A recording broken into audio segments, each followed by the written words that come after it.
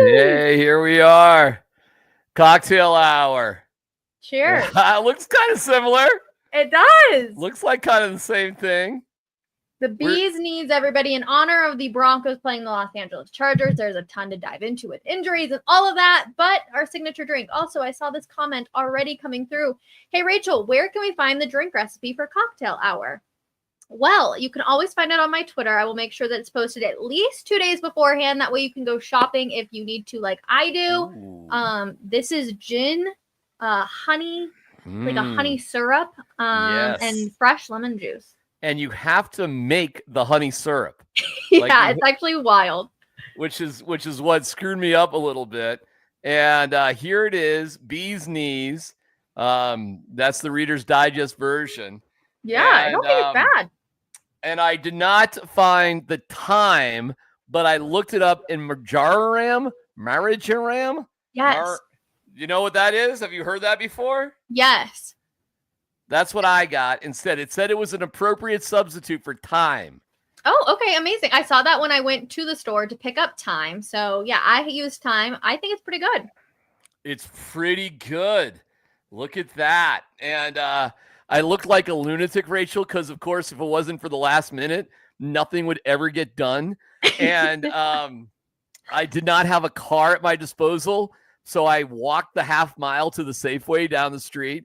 And I go into the liquor department, and it's kind of one of them liquor guys, you know, kind of a salty guy. And like, I'm making a Bee's Knees. I'm like, can you help me make a Bee's Knees? And he looked at me, of course, a little bit sideways, you know, with my Bee's Knees. And I didn't realize you have to make the honey syrup. Yeah. Like, you've got to make it. It's not hard to make, but you know, oh my God. And I was on my own tonight. I was proud to be on my own making this. I'm proud of you. But then my son and my wife both came home, like when I'm, you know, putting it all together. and it's only 2 ounces of gin, and I didn't have any gin in the house. So I'm like, I just think, oh, we're out of shooters. I'm like, I'll take whatever bottle is behind the counter. And it's like, it's $18. I'm fine. Just give me the gin. I gotta have my Bee's Knees. So, and then he said, put it in a coupe cup. A coupe. That's what this is. That's what that is. Oh, this is a coupe cup. I just don't have one of those. But I only have these because I recently got married, and so this is why we have these. But anyways, it's pretty good. Does it beat the Hoosier Heritage? It's another sweet one.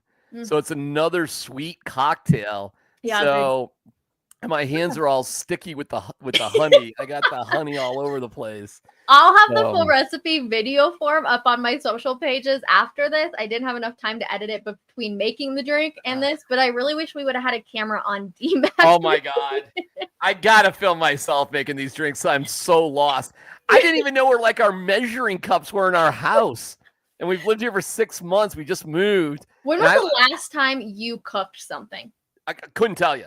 I can throw a couple of egg things together. So I guess I roll my eyes. I've kind of done that. But Cat Cave, my lovely wife, Kim, she wants nothing to do with me in that area. Nothing. Stay away. Okay. Stay away. Good to know. I'm good at like getting tickets for sporting events and planning trips. That's what I do well.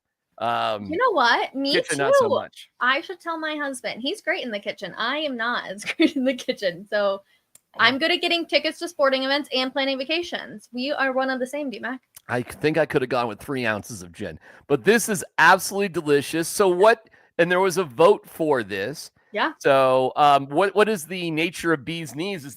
Why is this a Southern California Charger sort of drink? It honestly, it just connects back to Los Angeles, actually. And I did a whole bunch. Like, you guys can vote every single Monday. I'll run a poll and people get the opportunity to vote for it. Yeah. And this is, people selected the Bee's Knees, probably because it sounds funny and they wanted you to go to the liquor store and say, I need to make a Bee's Knees.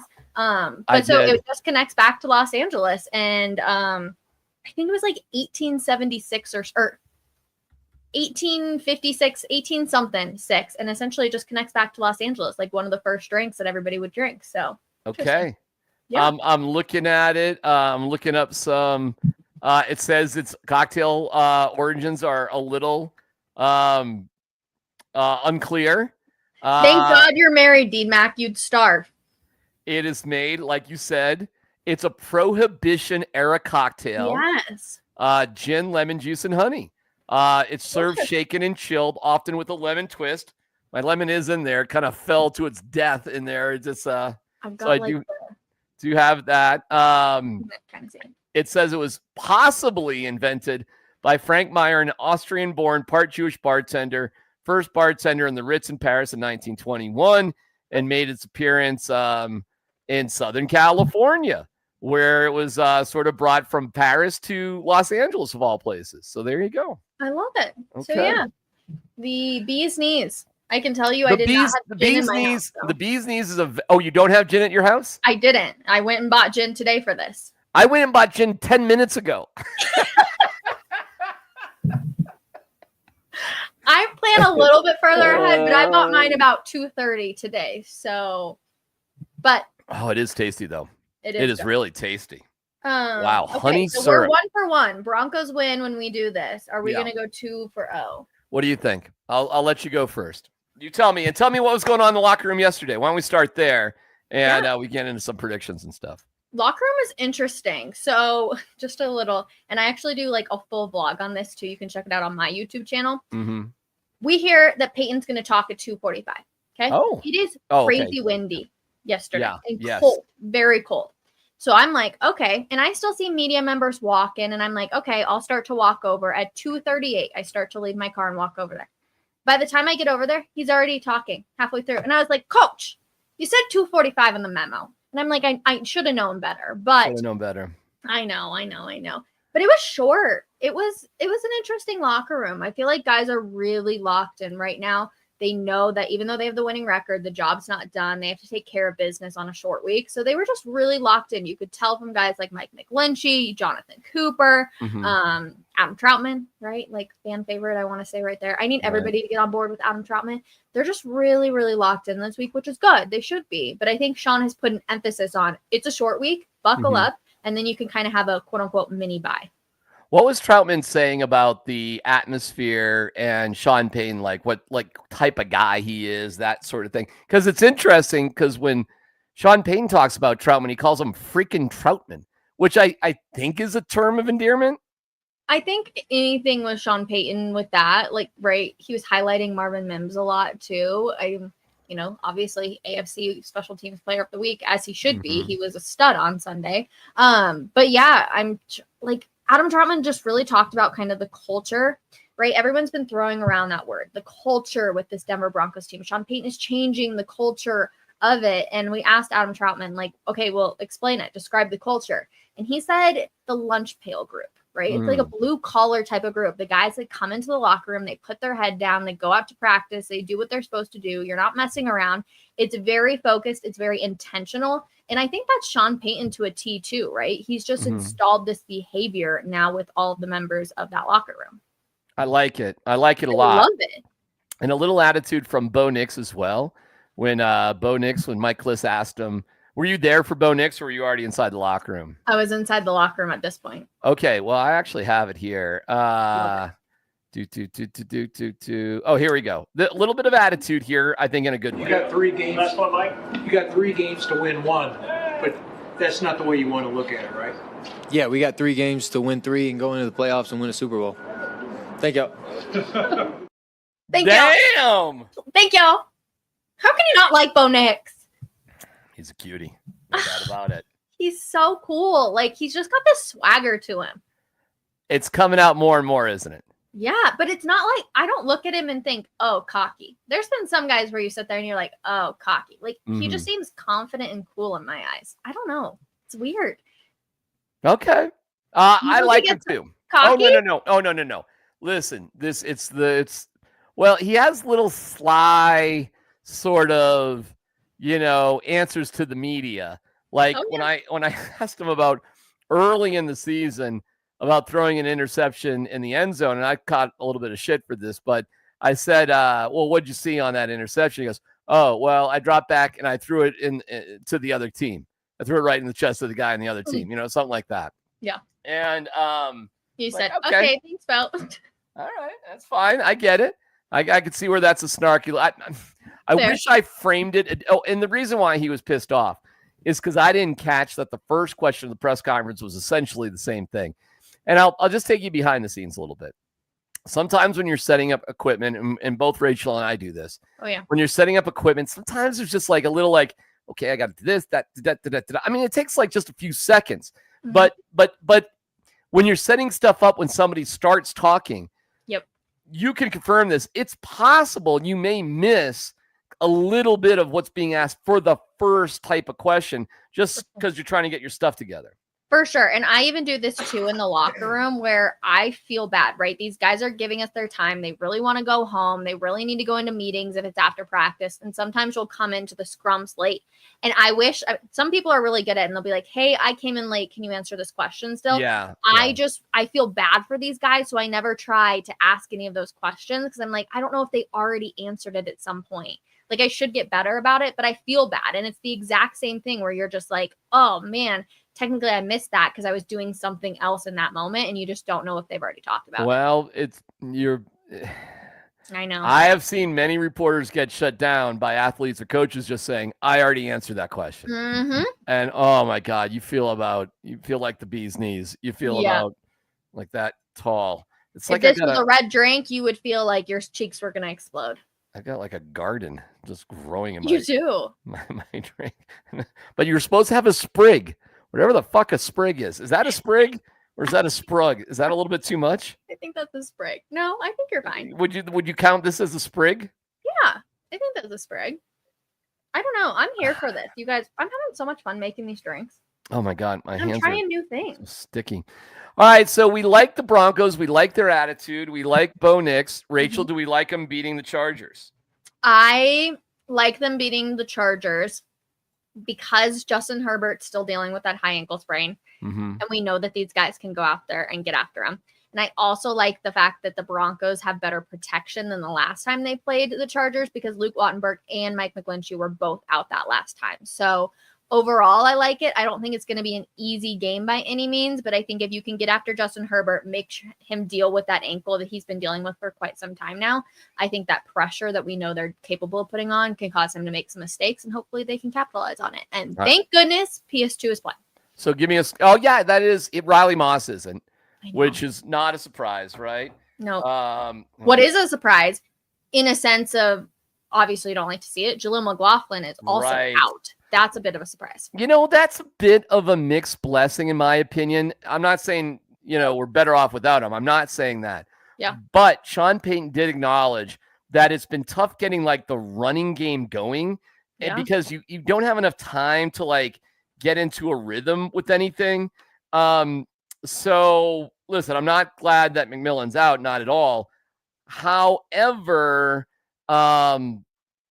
it's easier to just focus on two guys. Mm-hmm. So maybe one of those two guys can get into it. Sean Payton on his conference call on Monday talked about the running game. Yeah, we're not all the way through the tape yet, just with our schedule. But I would say, look, there's some looks that we've got to be better at relative to when we're running a certain play into some tough looks where now you don't really have the leverage. We've got to do a better job as coaches, starting with me, and having solutions when the looks aren't what you're practicing. Overall, though, I think it's an area that here we are with 3 weeks left in the season, we have to find more consistency there. So, you know what's weird though, Rach? Their running game is so bad right now. I mean, terrible. I'm looking at a tweet from James Palmer. Broncos may be without their best running back, and I'm like, but what has he done? Don't get me wrong. I like Jaleel a lot, but like, what has he done? But also, the Chargers are terrible at the run game. They are. They haven't had a running back who's rushed for over 50 yards in over a month. So, like, they're bad too. It's going to be a battle of the quarterbacks throwing. And if the Broncos can figure out any sort of run game, then I think they'll be able to pull off a W. I mean, McLaughlin is our best running back. He has 388 yards. I mean, what does that say? I mean, what's Devontae have? Javonte has 461, estimate 327. Brutal. Estimate. Oh, I'm sorry. That's not estimate. That's Nix. My bad. Their third leading rusher is Bo Nix, not estimate. Oh Sorry. no. My bad. Oof. How about this? Do you know that Bo Nix has more passing yards by a little bit than Justin Herbert? He's got 3.972. Herbert's got 3.959. Very, very close, obviously. Yeah. But the difference is Herbert only has 2 interceptions to 16 touchdowns. But they don't score that much, Rach. They're, what are they?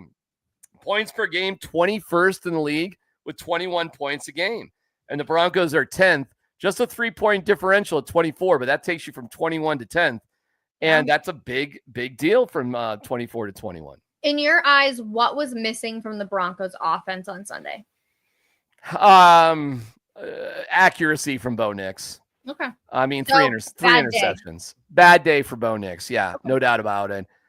You are helped mightily, though, because special teams player of the week, Marvin Mims, had a bonkers day with 3 returns for 93 yards, including a 60-yarder. And you created, Rachel, 5 turnovers. Yeah. So you're like both threw an interception, and then like the next play is a reception, but a fumble and a recovery by the Broncos. So that interception, I mean, it only cost them like a play, and they actually gained kind of 10 yards. Yeah. You know what I mean? So I've got a question, and it might piss off some people. Oh, well. I know. Let me take a drink first. Please. Go ahead. What does this Broncos defense need to do, whether it's this year, the next 2 years, to be close enough to be considered as good as a Super Bowl 50 defense? Not a lot. How about that? Are they? Hold on. Let me. Well, Super Bowl 50 defense had an extraordinary pass rusher who bends and is kind of Gumby-like. That's Von Miller. Is that not Nick Bonito? Yeah. Okay. Super Bowl 50 defense had a good interior line with Wolf and Malik Jackson. Yep. Do we not have that with Zach Allen and DJ Jones, John Franklin Myers? Yeah. You got that too? Okay. They had the no-fly zone. Extraordinary secondary. Cool. Do we not have that with Surtain and Riley Moss? The coolest dogs. Brandon Jones and PJ Locke? I mean, isn't that the same as Darian Gordon and TJ Ward? Aren't we talking about kind of the same thing? So, and then, Danny Trevathan on the inside as a linebacker. And that's where you're like, do we got that covered? But, geez, we're getting pretty good production out of Cody Barton and from Justin Strnad. Yeah. You know, Rach, and I didn't even mention Jonathan Cooper, Jonah Ellis, and they'll get Drew Sanders back at some point, who they have a lot of hopes for. Mm-hmm. I don't know, Rach. I see a lot of similarities there, and maybe the missing piece, Rachel, maybe the missing piece is some sort of veteran to bond it all together, like DeMarcus Ware. Maybe there's some guy like that. Maybe that's it. Maybe that's the missing piece, like the Broncos got out of D Ware. Is it the fact that, I mean, they're putting up crazy numbers, right? Like, we're talking insanely good defense overall. Unbelievable. Yeah. So the Broncos put out different categories. There are 1, 2, 3, 4, 5, 6, 7, 8, 9, 10, 11 defensive categories that the NFL puts out. The Broncos rate. They ranked first in. Well, I'll give you that. They're top 10, Rachel, in 9 of the 11 categories. They're first in 2. They're second in 2. And the first that they're in 2, sacks, huge one, and points per game. But guess who they're tied with points per game on their defense? Guess. I feel like I know this answer, and it's sense the irony. Pittsburgh. Good one. Chargers. Oh, okay.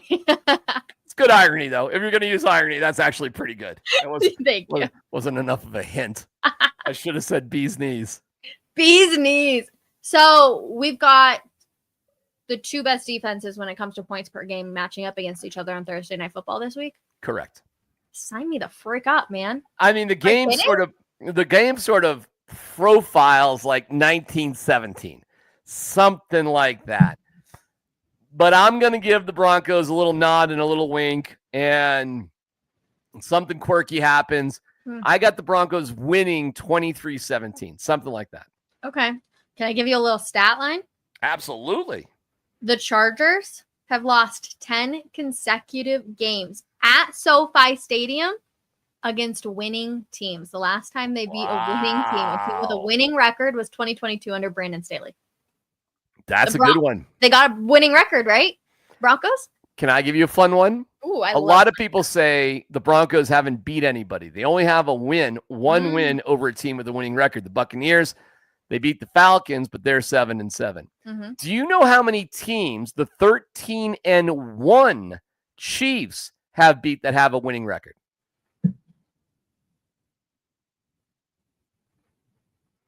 Three. Now, hold on. They have 4 wins over teams with a winning record because they've already beat the Chargers twice. It's a little bit of a trick question. Okay. But they beat 3 teams. So my point being, there's a huge discrepancy between teams that are doing pretty good with winning records and teams that suck. And there's an extraordinary amount of teams that just in the NFL have losing records. And when you look at the teams battling for Shadur, Raiders, Giants, Patriots, Panthers, these type of teams, it's like, whoa, 2 wins, 3 wins, maybe 4 wins. Yeah. And then you quickly realize, well, most of the teams that do have winning records, they've also beat these shitty teams too. Yeah. Like, it's not like everybody's beating like winning teams left and right.